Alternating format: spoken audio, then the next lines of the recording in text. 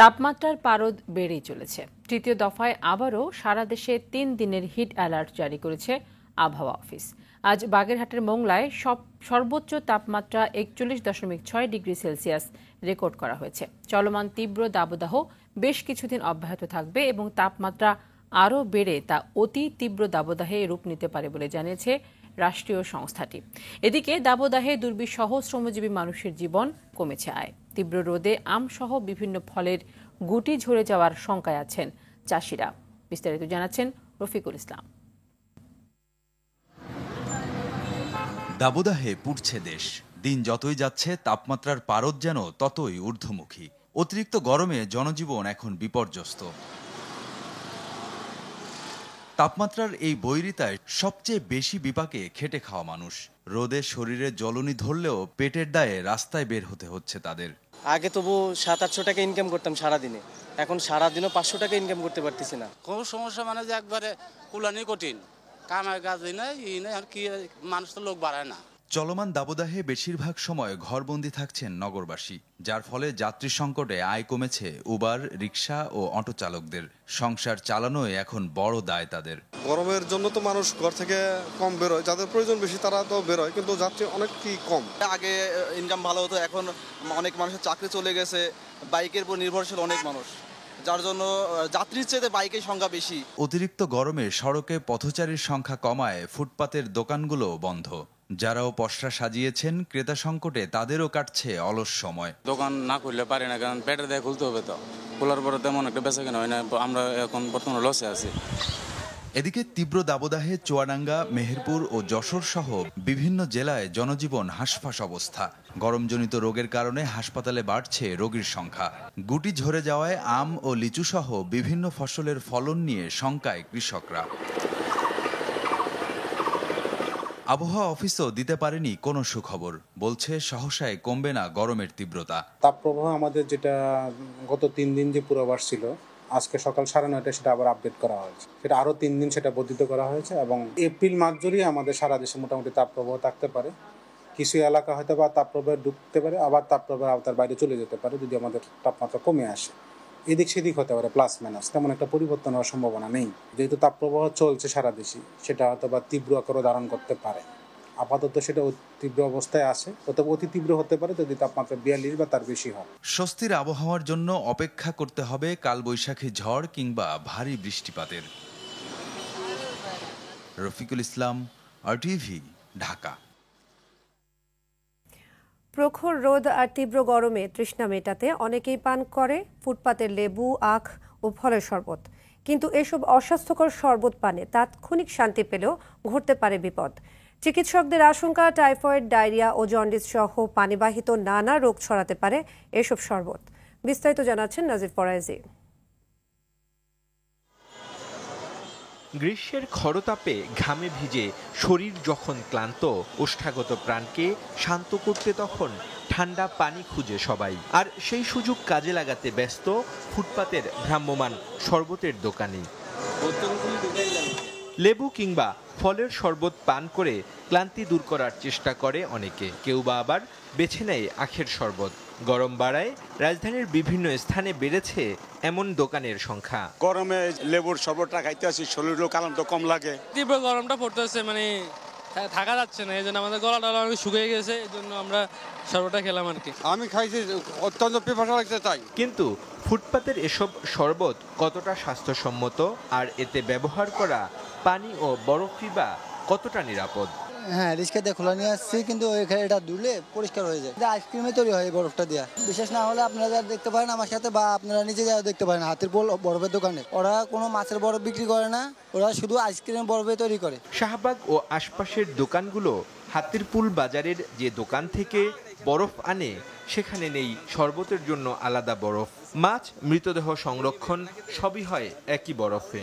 আমি আনি মাছ বাজারের জন্য, আমাদের এখানে মাছ বাজার আছে না, অন্য কোনো বরফ আসে না, শুধু মাছ বাজারের জন্য আসে। এই পানি দিয়ে আপনি সব কাজে ব্যবহার, লাশে ব্যবহার করতে পারেন, মাছে ব্যবহার করতে পারেন, সব কাজে ব্যবহার করতে পারেন। যেখানে সেখানে গড়ে ওঠা কিংবা ফুটপাতের দোকান থেকে শরবত পানে স্বাস্থ্য ঝুঁকির কথা বলছেন এই চিকিৎসক। কলার হতে পারে, ডায়রিয়া হতে পারে, টাইফয়েড জ্বর হতে পারে, জন্ডিস হতে পারে, ফুড পয়জনিং হতে পারে। ফলে এটাও কিন্তু এই যে পানিটা অত্যন্ত জরুরি, কিন্তু ভুল প্রিপারেশনের জন্য অথবা কন্টামিনেশনের জন্য সেটা কিন্তু আবার উল্টার দিকে আপনি কিন্তু জীবন সংহারী হতে পারে। বরফ কিংবা বেশি ঠান্ডা পানীয় ও খাবার বিপদ ডেকে আনতে পারে বলেও জানান অধ্যাপক ডাক্তার সোহেল মাহমুদ আরাফাত। পানি ঠান্ডা খেয়ে পানি রিপ্লেস করলাম, কিন্তু আমার তো ঠান্ডা যাদের আছে গলা ব্যথা হতে পারে, টনসিল, ফেনিনজাইটিস, কোল্ড যেটা আমরা বলি, সেটা কিন্তু আবার বাড়তে পারে। নাজিফ ফরাইজি, RTV, ঢাকা। তীব্র গরম থেকে মানুষ, প্রাণী সহ ফসল রক্ষায় বৃষ্টির প্রার্থনায় বিভিন্ন জেলায় ইস্তিসকার নামাজ আদায় করেন মুসল্লিরা। এ সময় 2 হাত তুলে আল্লাহর কাছে প্রার্থনা করেন তারা। জেলা প্রতিনিধিদের তথ্যচিত্রে আরো জানাচ্ছেন নাদিরা সুলতানা।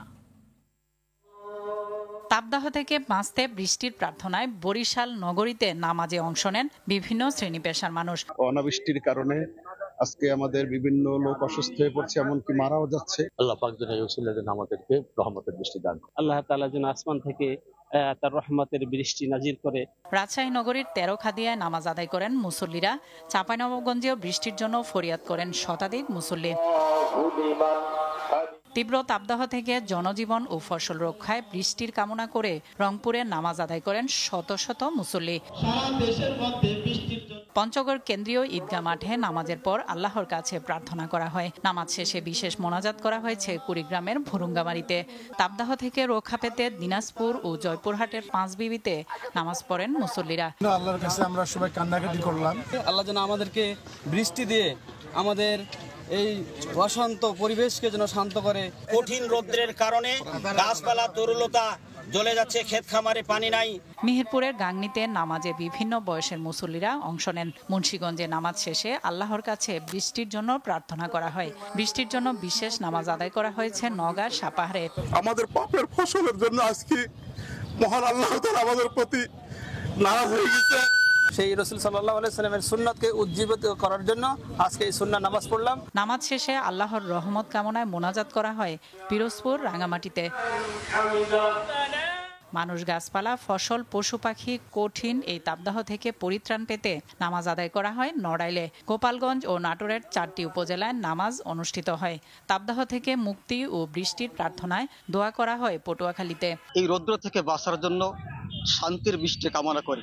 আল্লাহ যাতে তার রহমত নাজিল করে, আমাদের উপর বৃষ্টি নাজিল করে, এই জন্য আজকে আমাদের নামাজ পড়লাম। ফরিদপুরে নামাজে অংশ নেন হাজারো মুসল্লি। রহমতের বৃষ্টির জন্য নামাজ আদায় করা হয়েছে বান্দরবান, লক্ষ্মীপুরে। এছাড়া শরীয়তপুর, হিলি, দুহার, জামালপুরের বকশীগঞ্জে ইস্তেসকার নামাজ আদায় করেন মুসল্লিরা। নাদিরা সুলতানা, RTV। তাপ প্রবাহের কারণে শিক্ষা প্রতিষ্ঠানের ছুটি নতুন করে বাড়ছে না। ফলে 28 এপ্রিল খুলছে শিক্ষা প্রতিষ্ঠান। তবে পরবর্তী নির্দেশ না দেওয়া পর্যন্ত অ্যাসেম্বলি বন্ধ থাকবে। শ্রেণীকক্ষের বাইরে কোনো কার্যক্রম চলবে না। এছাড়া ঘাটতি মেটাতে 28 এপ্রিলের পরবর্তী শনিবারগুলোতে ক্লাস নেওয়ার সিদ্ধান্ত নিয়েছে শিক্ষা মন্ত্রণালয়। শিক্ষা মন্ত্রণালয় সূত্র থেকে এসব তথ্য জানানো হয়েছে। যদিও সকালে সচিবালয়ে শিক্ষা প্রতিমন্ত্রী শামসুন নাহার জানিয়েছেন, আগামী 2 দিনের তাপপ্রবাহ পর্যবেক্ষণ করে শনিবারের মধ্যে সিদ্ধান্ত হবে।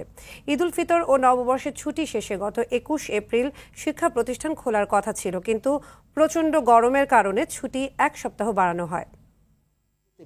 সেই অনুযায়ী আমরা সিদ্ধান্ত নিব যে দেখি কালকে কত তাপমাত্রা তো একদম স্থির থাকে না, ওঠানামা করে। চিন্তা তো সবারই আছে, আমারও আছে, আপনারও আছে, গার্জেনদের আছে, ছেলেমেয়ের বাবা মার ছেলেমেয়েরাও চিন্তা করছে।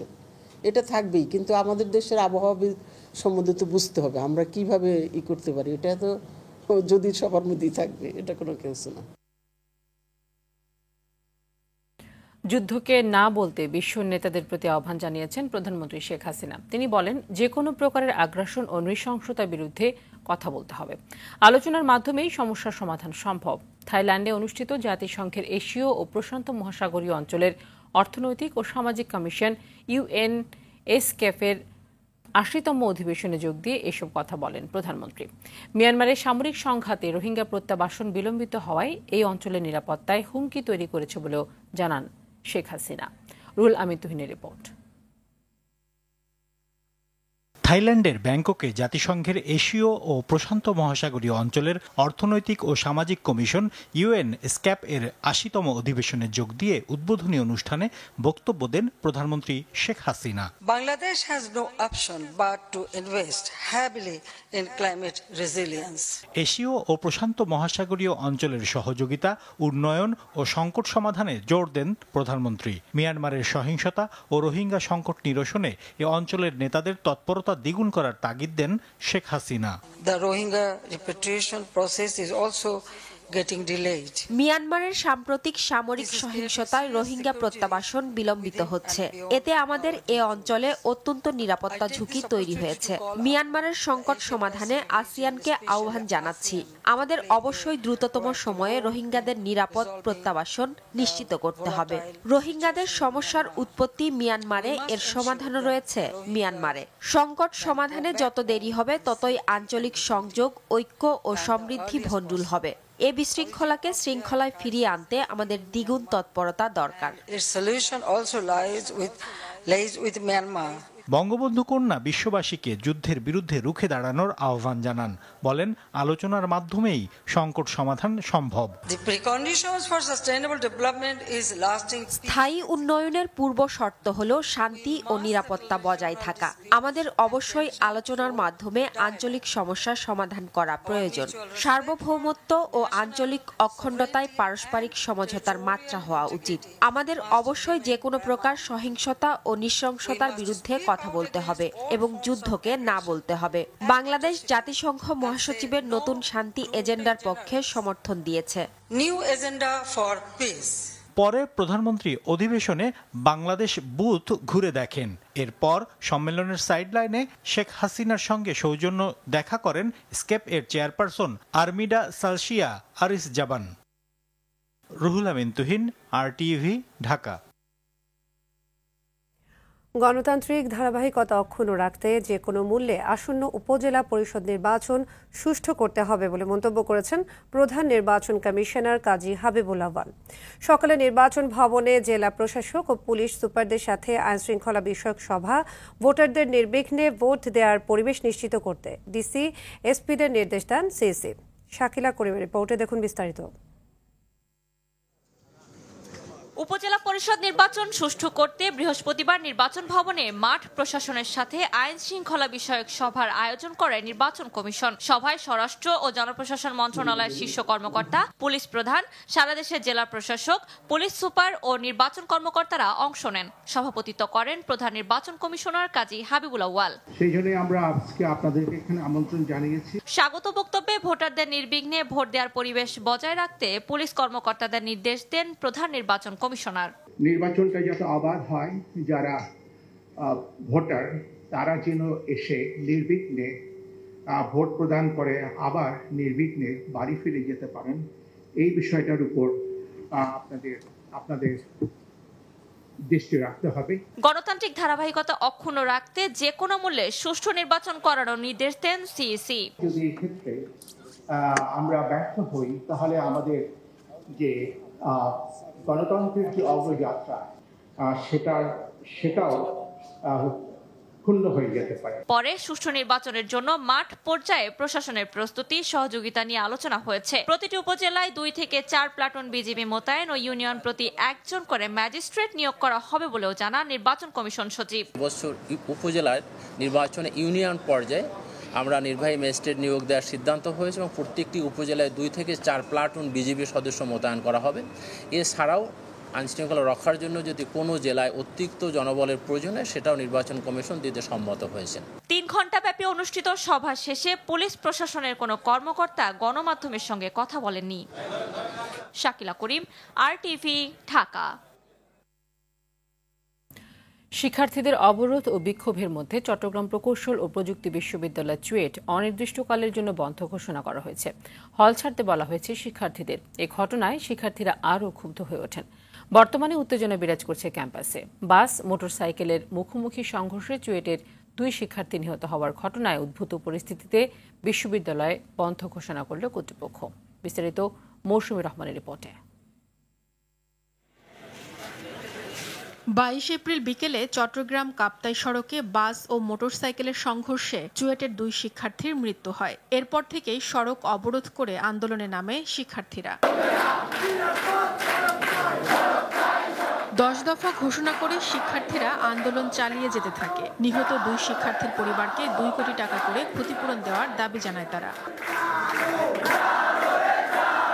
টানা অবরোধের চতুর্থ দিনে দুপুরে ক্যাম্পাসের স্বাধীনতা চত্বর এলাকায় থাকা শাহ আমানত পরিবহনের একটি বাসে আগুন ধরিয়ে দেয় বিক্ষুব্ধরা। এ সময় সড়ক অবরোধ ও গাড়ি ভাঙচুর এবং আগুনের ঘটনায় দুর্ভোগে পড়ে সাধারণ মানুষ।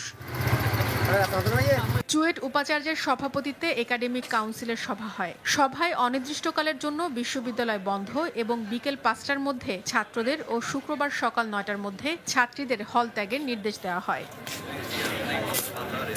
হল ছাড়ার নির্দেশনা পেয়ে শিক্ষার্থীরা আরও ক্ষুব্ধ হয়ে ওঠে। হল না ছাড়ার ঘোষণাও দেয় তারা। আমরা হল ছেড়ে যাচ্ছি না, ক্যাম্পাসও ছেড়ে যাচ্ছি না এবং আমাদের আন্দোলনও চলমান আছে। আমাদের আন্দোলনের দফাগুলো দাবিগুলো সম্পর্কে আমরা যে প্রশাসনের সাথে আলোচনায় বসতে চেয়েছি, কিন্তু প্রশাসন আমাদের সাথে কোনো প্রকার আলোচনা না করে সেখানে প্রশাসনেরও আলোচনার কিছু রিকোয়ারমেন্ট ছিল, আমাদেরও কিছু রিকোয়ারমেন্ট ছিল। দুই পক্ষের নেগোসিয়েশনে এসে নেগোসিয়েবল একটা জায়গায় গিয়ে হয়তো আলোচনায় বসা যেত, যেটা প্রশাসনের ব্যর্থতার কারণে যে আমরা সাধারণ শিক্ষার্থীরা আসলে সেই আলোচনায় বসতে পারিনি এবং এই আলোচনা না বসে আমাদের সাথে কোনো কথাবার্তা না বলে ওনারা জরুরি মিটিং ডেকে যে হল ভ্যাকেন্টের ঘোষণা দেয়। তো এই ধরনের অমানবিক সিদ্ধান্ত এবং আমাদের হলের বিদ্যুৎ এবং পানির লাইন কেটে দেয়। তো এই ধরনের আসলে অমানবিক সিদ্ধান্তের আমরা তীব্র নিন্দা জানাচ্ছি এবং এরকম অসহায়ত্বপূর্ণ অবস্থায় আমরা আসলে মাননীয় প্রধানমন্ত্রী শেখ হাসিনা এবং মাননীয় শিক্ষামন্ত্রীর কাছে আমরা আসলে আশ্রয় চাচ্ছি। এবং বর্তমানে ক্যাম্পাসে উত্তেজনাকর পরিস্থিতি বিরাজ করছে। মৌসুমী রহমান, RTV। দর্শক, চট্টগ্রাম প্রকৌশল ও প্রযুক্তি বিশ্ববিদ্যালয়ে রয়েছেন সহকর্মী ইয়াসিন রানা সোহেল। সরাসরি যোগ দিচ্ছেন তিনি। রানা, আজ ক্যাম্পাস বন্ধ ঘোষণায় শিক্ষার্থীদের প্রতিক্রিয়া কেমন দেখছেন, তারা কি বলছেন জানাবেন? বিশ্ববিদ্যালয়ের একাডেমিক কাউন্সিল মিটিং এ বসার পর তারা বিকেলের দিকে মিটিং থেকে সিদ্ধান্ত জানানো হয় যে অনির্দিষ্টকালের জন্য ক্যাম্পাস বন্ধ ঘোষণা করা হবে। এই ঘোষণা শিক্ষার্থীরা শোনার সাথে সাথে তারা বিক্ষুব্ধ হয়ে ওঠে এবং তারা বিসি ভবন ঘেরাও করে মুহুর্মুহু তারা স্লোগান দিতে থাকে। অপরদিকে ক্যাম্পাসে তাদের জব্দ থাকা 2টি শাহ আমানত গাড়ি তারা গাড়িতে আগুন ধরিয়ে দেয়। এছাড়াও তারা বিশ্ববিদ্যালয় প্রশাসনের পক্ষ থেকে জানানো হয়েছে যে বিকেল 5টার মধ্যে ছাত্ররা এবং আগামীকাল সকাল 9টার মধ্যে ছাত্রীদেরকে হল ত্যাগের নির্দেশ দেওয়া হয়, কিন্তু শিক্ষার্থীরা তাদের ক্যাম্পাস ত্যাগ না করার সিদ্ধান্ত গ্রহণ করে এবং তারা এখনো পর্যন্ত ক্যাম্পাসে অবস্থান করছে। তারা প্রশাসনের নির্দেশনা পাওয়ার সাথে সাথে তারা এখানে মূল ফটকে তারা তালা ঝুলিয়ে দেয় এবং কোনো শিক্ষার্থী যাতে তারা ফটোর নজরদারির মধ্যে রেখেছে এবং এখানে তারা ক্যাম্পাসের মধ্যে শহীদ মিনার চত্বরে তারা অবস্থান নিয়েছে এবং তারা কিছুক্ষণ পরে তারা স্লোগান দিচ্ছে। তারা জানিয়েছেন যতক্ষণ পর্যন্ত তাদের 10 দফা দাবি মানা হবে না ততক্ষণ পর্যন্ত তারা তাদের আন্দোলন থেকে সরে যাবে না। এই ছিল চুয়েট ক্যাম্পাস থেকে আমার কাছে সর্বশেষ। ধন্যবাদ। সাবেক পুলিশ মহাপরিদর্শক বেনজির আহমেদ ও তার পরিবারের বিরুদ্ধে অবৈধ সম্পদ অর্জনের তথ্য চেয়ে বাংলাদেশ ব্যাংকের আর্থিক গোয়েন্দা ইউনিটে চিঠি দিয়েছে দুর্নীতি দমন কমিশন দুদক। দুপুরে এই চিঠি দেয় দুদক। এর আগে বেনজির আহমেদের বিরুদ্ধে ওঠা অভিযোগ অনুসন্ধানে দুদকে চিঠি দেন ব্যারিস্টার সৈয়দ সায়েদুল হক সুমন। চিঠিতে বলা হয়, বাংলাদেশ পুলিশের সাবেক মহাপরিদর্শক বেনজির আহমেদ 34 বছর 7 মাস চাকরি করে গত 30 সেপ্টেম্বর 2022 সালে অবসরে যান। অবসর গ্রহণের পর দেখা যায় বেনজির আহমেদের স্ত্রী ও কন্যাদের নামে বিপুল পরিমাণ সম্পত্তি রয়েছে, যা তার আয়ের তুলনায় অসম। গত 31 মার্চ একটি জাতীয় দৈনিকে বেনজির আহমেদের সম্পদ নিয়ে সংবাদ প্রকাশিত হয়। মানবাধিকার উন্নয়নের বাংলাদেশ সবসময় কাজ করে গেলেও যুক্তরাষ্ট্রের মানবাধিকার প্রতিবেদনে সরকারের এই কর্মচেষ্টাকে হেয় করা হয়েছে। বিকেলে পররাষ্ট্র মন্ত্রণালয়ে এক নিয়মিত ব্রিফিংয়ে এমন মন্তব্য করেছেন পররাষ্ট্র মন্ত্রণালয়ের মুখপাত্র সোহেলি সাবরিন। জাতীয় নির্বাচন নিয়ে প্রতিবেদনে যেসব তথ্য তুলে ধরা হয়েছে তার কোনো ভিত্তি নেই বলেও মন্তব্য করেছেন তিনি। পেশাদারিত্বের সঙ্গে আইনশৃঙ্খলা বাহিনী দায়িত্ব পালন করলেও প্রতিবেদনে ভুল তথ্য উল্লেখ করা হয়েছে জানিয়ে তার সমালোচনা করেছেন তিনি। রোহিঙ্গা সংকট নিয়েও প্রতিবেদনে সঠিক তথ্য তুলে ধরা হয়নি বলে দাবি করেন পররাষ্ট্র মন্ত্রণালয়ের এই কর্মকর্তা। সুপ্রিম কোর্টের আপিল বিভাগে নতুন নিয়োগ পাওয়া ৩ বিচারপতিকে শপথ পড়িয়েছেন প্রধান বিচারপতি ওবায়দুল হাসান। সকালে সুপ্রিম কোর্টের জাজেস লাউঞ্জে তাদের শপথ বাক্য পাঠ করানো হয়। শপথ অনুষ্ঠান পরিচালনা করেন রেজিস্ট্রার জেনারেল মোহাম্মদ গোলাম রাব্বানী। ৩ বিচারপতি হলেন হাইকোর্ট বিভাগের বিচারপতি মোহাম্মদ আব্দুল হাফিজ, বিচারপতি মোহাম্মদ শাহিনুর ইসলাম ও বিচারপতি কাশেফা হোসেন। বর্তমানে প্রধান বিচারপতি সহ আপিল বিভাগে ৫ জন বিচারপতি রয়েছেন। ৩ জনের নিয়োগের পর আপিল বিভাগের বিচারপতির সংখ্যা এখন ৮ জন। আদিবাসী শিশু প্রীতি উরাংয়ের অস্বাভাবিক মৃত্যুর অভিযোগ স্বাধীন নিরপেক্ষ তদন্ত ও দ্রুত বিচারের দাবি জানিয়েছেন সচেতন নাগরিক সমাজ। সকালে জাতীয় প্রেস ক্লাবে আব্দুল সালাম মিলনায়তনে সংবাদ সম্মেলনে এমন দাবি জানান মানবাধিকার কর্মী খুশি কবির। এ সময় সরকারের অবহেলা ও উদাসীনতার কারণে শিশু গৃহ শ্রমিকরা অকালে প্রাণ দিচ্ছে এমন অভিযোগ তুলে সমস্যা সমাধানে 10 দফা দাবি তুলে ধরা হয়। সংবাদ সম্মেলনে বিভিন্ন মানবাধিকার, সামাজিক ও শ্রমিক সংগঠনের নেতৃবৃন্দ উপস্থিত ছিলেন। উন্নয়নের ফানুষের নামে লুটের সমারোহ চালাতে নদী ভরাট, গাছপালা ধ্বংস সহ গণবিরোধী প্রকল্প নিচ্ছে সরকার, এমন অভিযোগ করেছেন বিএনপির সিনিয়র যুগ্ম মহাসচিব রুহুল কবির রিজভী। দুপুরে নয়াপল্টনে বিএনপির কেন্দ্রীয় কার্যালয়ের সামনে প্রচণ্ড তাপ প্রবাহের কারণে ঢাকা দক্ষিণ বিএনপি আয়োজিত বিশুদ্ধ খাবার পানি ও স্যালাইন বিতরণ কর্মসূচিতে তিনি এমন কথা বলেন। সরকার বাংলাদেশের মানুষকে বাঁচতে দিতে চায় না বলে অভিযোগ করেন রিজভী। সরকারের ব্যর্থতার কারণে প্রতিটি খাদ্যপণ্যের দাম লাগামহীন বলেও মন্তব্য করেছেন তিনি। জাতীয় নির্বাহী কমিটির আমাদের সন্তান তুল্য, আমাদের বিশেষজ্ঞ, আমাদের বিজ্ঞানী, আমাদের পরিবেশবিদরা বারবার বলেছে কয়লা পুড়িয়ে তাপ বিদ্যুৎ উৎপাদন করেন না।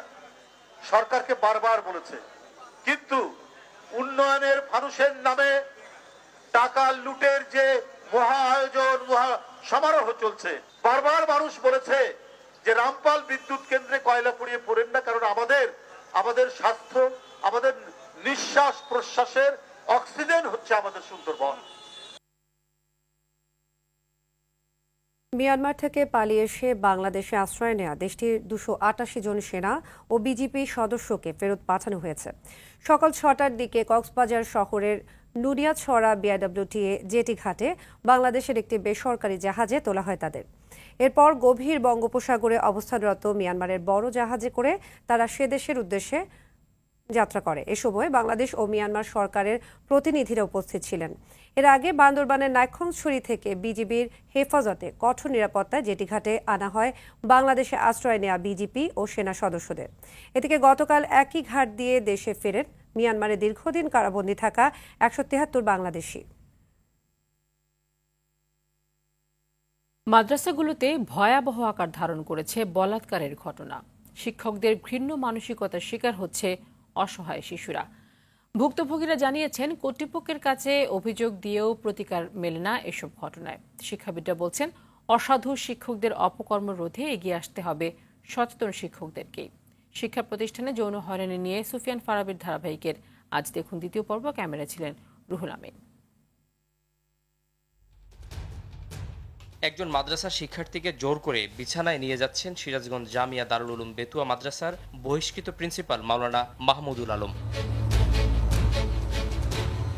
দীর্ঘদিন অত্যাচারের শিকার হয়ে মুঠোফোনে ভিডিও ধারণ করে নির্যাতিত শিক্ষার্থী, পরে তা বিভিন্নভাবে ছড়িয়ে পড়ে। অত্যন্ত আপত্তিকর হওয়ায় 17 মিনিট দৈর্ঘ্য এই ভিডিওটি দেখানো যাচ্ছে না। বিনা বাধায় দীর্ঘদিন ধরে এমন অপকর্ম করে আসছেন বলে জানান মাদ্রাসার শিক্ষক ও এলাকাবাসী। অতীতে যে মুহতামিম ছিল বলাৎকার করেছে, আমরা তার ন্যায় বিচার হওয়ার জন্য চেষ্টা করি। আমরা চাই এই নিশ্চিত বিচার চাই। ইসলামী আইন অনুযায়ী তার সর্বোচ্চ শাস্তি মৃত্যুদণ্ড। একটি ধর্মীয় শিক্ষা প্রতিষ্ঠানের শিক্ষক কর্তৃক শিক্ষার্থীকে নির্যাতনের এমন ভয়াবহ চিত্র দেখার পর ঢাকার বেশ কয়েকটি মাদ্রাসা পরিদর্শন করে আরটিভি টিম। কথা বলার চেষ্টা চলে ভুক্তভোগী শিক্ষার্থীদের সঙ্গে। কিন্তু ঢাকার একাধিক মাদ্রাসা ঘুরেও এমন কাউকে পাওয়া যায়নি যিনি নিজের সঙ্গে ঘটে যাওয়া অপ্রীতিকর ঘটনা নিয়ে মুখ খুলবেন। পরিসংখ্যান বলছে মাদ্রাসাগুলোতে এমন অসংখ্য ঘটনা ঘটছে।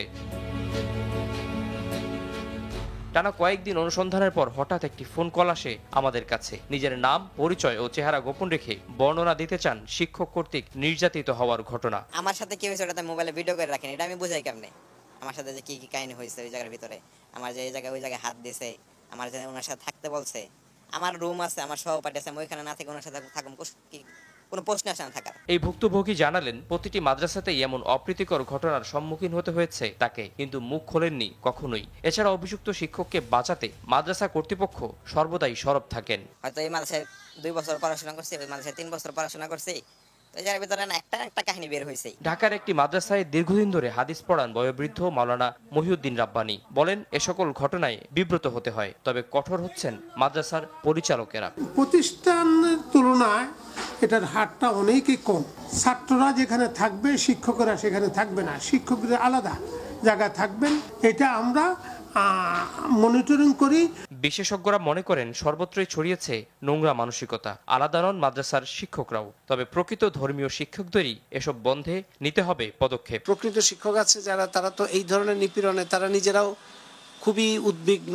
শিক্ষার্থী যে বয়সেরই হোক না কেন, সে যাতে নির্ভয়ে অভিযোগ দিতে পারে বা প্রতিবাদ করতে পারে সেরকম কাঠামো একেবারেই অনুপস্থিত মাদ্রাসায়। আমাদের সাধারণ শিক্ষকরাও যেরকম জড়িত, মাদ্রাসার শিক্ষকরাও আছেন, অনেকেই হয়তো আছেন সেরকম, তবে আমাদের নজর দেয়া প্রয়োজন। বিষয়টি নিয়ে মাদ্রাসা শিক্ষা বোর্ডের কর্তা ব্যক্তিদের সঙ্গে যোগাযোগের চেষ্টা হলেও এ বিষয়ে কথা বলেননি কেউ।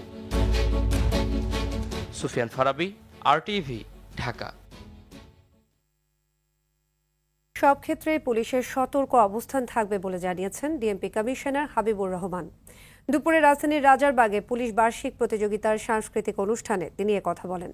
পরে 3 দিন ব্যাপী অনুষ্ঠানের উদ্বোধন করেন তিনি। প্রতিযোগিতায় বিচারক হিসেবে দায়িত্ব পালন করেছেন শাহিন সামাদ, সুজিত মোস্তফা ও চন্দনা মজুমদার। অনুষ্ঠানের মিডিয়া পার্টনার RTV। পুলিশ কাজ বন্ধ করে বসে থাকে তাহলে তার অবস্থাটা কি হবে একবার আপনারা চিন্তা করে দেখেন। তো সেজন্য কোনো অবস্থাতেই ট্রাফিক পুলিশ এই গরমের জন্য কেন, আরো যদি কোনো দুর্যোগ দুর্বিপাক আসে, পুলিশ বসে থাকতে পারে না। পুলিশ সবার আগে সবার যে কোনো দুর্যোগ দুর্বিপাকে মানুষের পাশে রয়েছে। যে পুলিশ জীবন বাঁচাতে এবং জীবন সাজাতে সব ক্ষেত্রেই পুলিশের সতর্ক অবস্থান, এবং সেই প্রতিজ্ঞা নিয়েই আমাদের আজকের এই যে দেশব্যাপী যে কম্পিটিশনের আয়োজন সেটি করা হয়েছে। রাঙামাটির কাপ্তাই হ্রদে 3 মাসের জন্য সব ধরনের মাছ শিকারে নিষেধাজ্ঞা দেওয়া হয়েছে। কাপ্তাই হ্রদে কার্প ও রুই জাতীয় মাছের প্রজনন এবং বংশবৃদ্ধির জন্য ডিম ছাড়ার মৌসুমে মাছের আহরণ ও বিপণনের ওপর এই নিষেধাজ্ঞা দেয় জেলা প্রশাসন। 25 এপ্রিল মধ্যরাত থেকে 24 জুলাই পর্যন্ত এই নিষেধাজ্ঞা বহাল থাকবে। এ সময় হ্রদে মাছ আহরণের ওপর নির্ভরশীল জেলেদের বিশেষ VGF কার্ডের মাধ্যমে খাদ্য সহায়তা দেওয়া হবে। পাশাপাশি স্থানীয় ও কাপ্তাই হ্রদ মনিটরিং করার কথাও জানান জেলা প্রশাসক মোহাম্মদ মোশাররফ হোসেন খান। ঢাকা বিশ্ববিদ্যালয়ের আধুনিক ভাষা ইনস্টিটিউটের সুবর্ণ জয়ন্তী এবং 15তম UN চাইনিজ ল্যাঙ্গুয়েজ ডে উদযাপন উপলক্ষে সাংস্কৃতিক অনুষ্ঠান আয়োজন করা হয়েছে। ঢাকা বিশ্ববিদ্যালয়ের আধুনিক ভাষা ইনস্টিটিউট, কনফুসিয়াস ইনস্টিটিউট এবং ঢাকাস্থ চীনা দূতাবাস যৌথভাবে এই অনুষ্ঠান আয়োজন করে। অনুষ্ঠানে কনফুসিয়াস ইনস্টিটিউটের পরিচালক ডক্টর ইয়াং হুই, চীনা দূতাবাসের cultural councillor mister she shopping এবং আধুনিক ভাষা ইনস্টিটিউটের পরিচালক অধ্যাপক ডক্টর সাইদুর রহমান বক্তব্য রাখেন। এ সময় ঢাকা বিশ্ববিদ্যালয়ের বিভিন্ন ডিপার্টমেন্টের শিক্ষকবৃন্দ, বাংলাদেশস্থ বিভিন্ন চীনা প্রতিষ্ঠানের প্রতিনিধিগণ উপস্থিত ছিলেন। এছাড়া ঢাকা বিশ্ববিদ্যালয়ের আধুনিক ভাষা ইনস্টিটিউটের চীনা ভাষা ও সংস্কৃতি বিভাগের শিক্ষার্থীবৃন্দ এবং নর্থ সাউথ বিশ্ববিদ্যালয়, শান্তা মারিয়াম বিশ্ববিদ্যালয় ও ঢাকা বিশ্ববিদ্যালয়ের কনফুসিয়াস ইনস্টিটিউটের শিক্ষক শিক্ষার্থীরা চীনা ক্যালিগ্রাফি, মার্শাল আর্ট, সঙ্গীত, কবিতা সহ বিভিন্ন পরিবেশনায় অংশ নেন। ইন্স্যুরেন্স কোম্পানি ও বিশ্ববিদ্যালয়ের এই সংক্রান্ত বিভাগের সঙ্গে সহযোগিতা খুবই কম, তবে বর্তমান সময়ে কোথাও কোথাও এই অনুশীলন শুরু হয়েছে। বিকেলে ঢাকা বিশ্ববিদ্যালয়ের ব্যাংকিং ও ইন্স্যুরেন্স বিভাগ আয়োজিত এক গোল টেবিল আলোচনায় এসব কথা বলেন বিমা উন্নয়ন ও নিয়ন্ত্রণ কর্তৃপক্ষের চেয়ারম্যান জয়নুল বারী। বিশ্ববিদ্যালয়ের এক্সিকিউটিভ MBA ভবনের একটি সভা কক্ষে এই আলোচনার আয়োজন করা হয়। এতে উপস্থিত ছিলেন সাধারণ বীমা কর্পোরেশনের MD Harunur Rashid, national life ইন্স্যুরেন্সের DMD প্রবীর চন্দ্র সহ বিভাগের শিক্ষক, শিক্ষার্থী, বিভিন্ন ইন্স্যুরেন্স কোম্পানির প্রতিনিধি ও এই খাত সংশ্লিষ্ট বিশেষজ্ঞরা। ন্যাশনাল লাইফ ইন্স্যুরেন্স আন্তর্জাতিক সংবাদ। ভারতের লোকসভা নির্বাচনের দ্বিতীয় ধাপের ভোট গ্রহণ হবে আগামীকাল শুক্রবার। এই দিন পশ্চিমবঙ্গ সহ 12টি রাজ্য ও একটি কেন্দ্রশাসিত অঞ্চল মিলিয়ে মোট 88টি আসনে ভোট নেওয়া হবে। দ্বিতীয় ধাপে এই নির্বাচনে লড়বেন 1206 জন প্রার্থী। এক প্রতিবেদনে এই তথ্য জানায় স্থানীয় সংবাদ মাধ্যম NDTV। এর আগে গেল বুধবার শেষ হয় দ্বিতীয় ধাপের নির্বাচনের ভোটের প্রচার। বিক্ষিপ্তভাবে 19 এপ্রিল শেষ হয়েছে প্রথম ধাপের ভোট গ্রহণ। এদিকে 7 দফার এই নির্বাচনের ফলাফল প্রকাশিত হবে আগামী 4 জুন।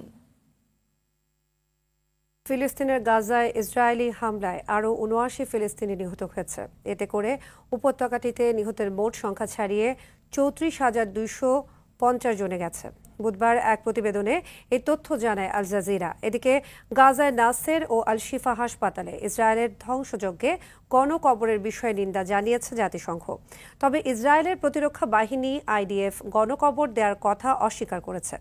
এদিকে বেআইনিভাবে প্রতিবেশী দেশে হামলায় ইসরায়েলের বিরুদ্ধে ব্যবস্থা নিতে জাতিসংঘের নিরাপত্তা পরিষদকে আহ্বান জানিয়েছে ইরান ও পাকিস্তান।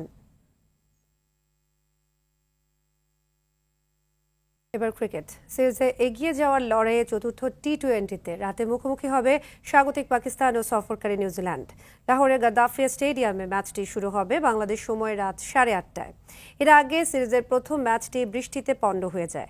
দ্বিতীয় ম্যাচটি পাকিস্তান জয় পায়। তবে তৃতীয় ম্যাচে সফরকারী কিউইরা দাপুটে জয় তুলে নিয়ে সিরিজে সমতা ফেরায়। আর তাই চতুর্থ ম্যাচটি গুরুত্বপূর্ণ হয়ে দাঁড়িয়েছে দু দলের জন্যই। কিন্তু এ ম্যাচের আগে স্বাগতিক শিবিরে দুঃসংবাদ হয়ে এসেছে দলের ব্যাটিংয়ে মূল ভরসা মোহাম্মদ রিজওয়ানের ইনজুরি। পাকিস্তানের আরেক ব্যাটার ইরফান খানও এ ম্যাচে খেলতে পারবেন না ইনজুরির কারণে।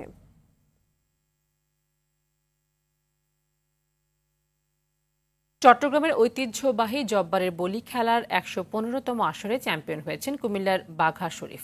বিকেলে ফাইনালে মুখোমুখি হন কুমিল্লার বাঘা শরীফ ও রাশেদ। 11 মিনিট 24 সেকেন্ডের শ্বাসরুদ্ধকর লড়াইয়ের পর স্বেচ্ছায় হার মানেন রাশেদ। বিজয়ী ঘোষণা করা হয় বাঘা শরীফকে। দ্বিতীয় হয়েছেন মোহাম্মদ রাশেদ।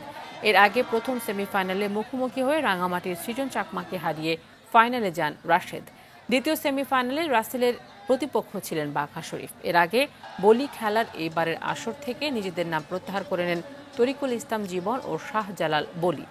তৃতীয় স্থান নির্ধারণী ম্যাচে জয় পান সৃজন চাকমা। বিজয়ীর হাতে পুরস্কার তুলে দেন রেলপথ মন্ত্রণালয় সংক্রান্ত সংসদীয় স্থায়ী কমিটির চেয়ারম্যান সংসদ সদস্য ABM ফজলে করিম চৌধুরী।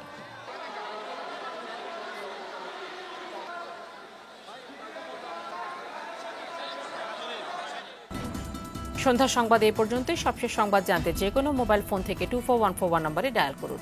রাতের সংবাদ 11:15টায় দেখার আমন্ত্রণ রইল। ধন্যবাদ সবাইকে। ধন্যবাদ।